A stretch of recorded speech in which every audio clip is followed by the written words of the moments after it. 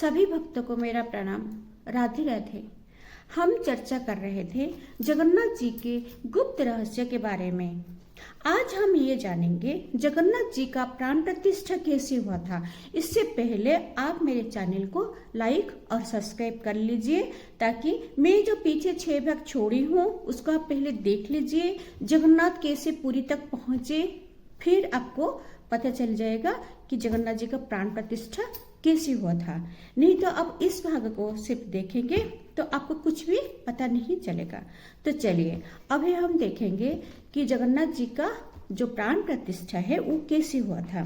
जब राजा ने नारद जी को देख लिए और कहने लगे कि आप ही प्राण प्रतिष्ठा कर लीजिए, तब नारद जी कह रहे हैं कि हम साधारण भक्त हैं, हम कैसे प्राण प्रतिष्ठा कर सकते हैं, ये तो कोई भव्य ब्राह्मण ही कर सकता है। तो वो कौन है? वो है सृष्टि के रचयिता ब्रह्मा।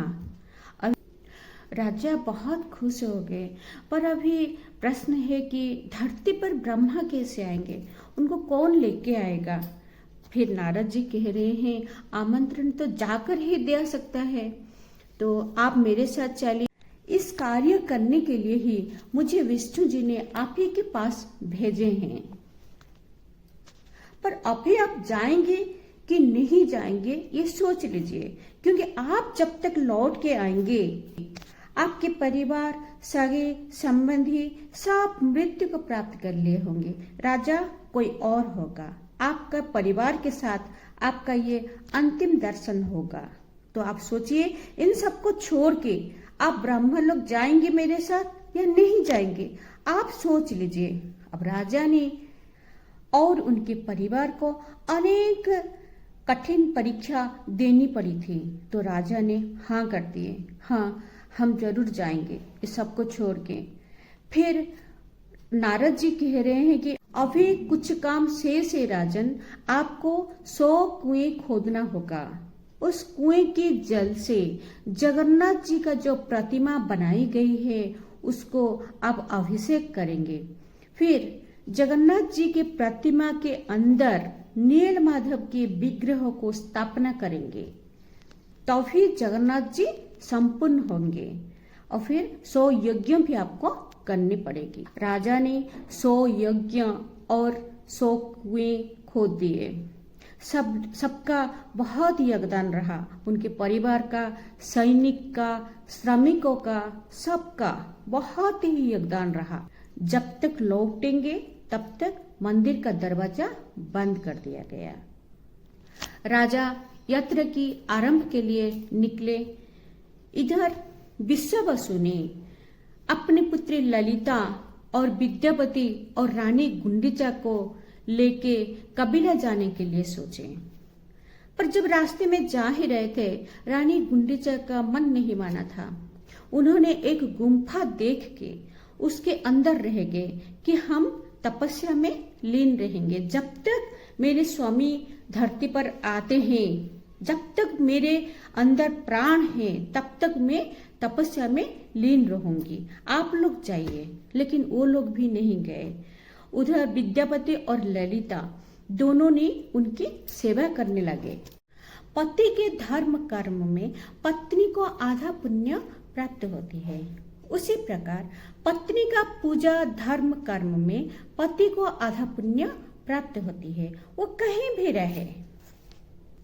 पता है इंद्रद्युम्न राजा और रानी गुंडीचा को वृद्धावस्था को प्राप्त नहीं हुए थे, क्योंकि उनको भगवान का आशीर्वाद था।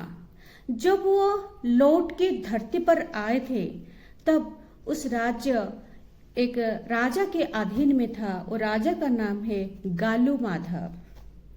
जब गालू माधव राजा ने इंद्रद्युम्न राजा को देखा तो उन्होंने इंद्रद्युम्न राजा को मंदिर के अंदर प्रवेश करने के लिए मना कर दिया।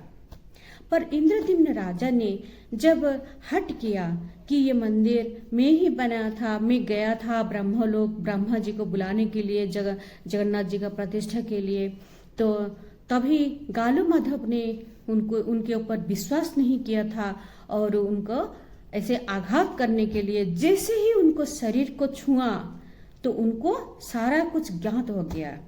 कि उनको स्मरण में आ गया कि हाँ यही राजा है, तो बहुत प्रयास किए थे। तब उन्होंने मंदिर के अंदर जाने के लिए इजाजत दिए। फिर इंद्रदम्न राजा ने मंदिर में गए और फिर उनकी रानी भी उपस्थित रहे। ब्रह्मा जी की सहायता से प्राण प्रतिष्ठा हो गया।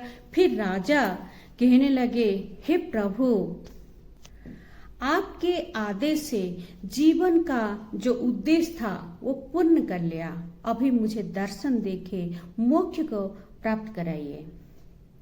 तब जगन्नाथ जी और उनके बड़े भाई बलभद्र और बहन सुभद्रा ने राजा इंद्रद्युम्न को और रानी गुंडीचा को दर्शन दिए। दर्शन देके वो क्या कहने लगे वो हम अगले भाग में चर्चा करेंगे।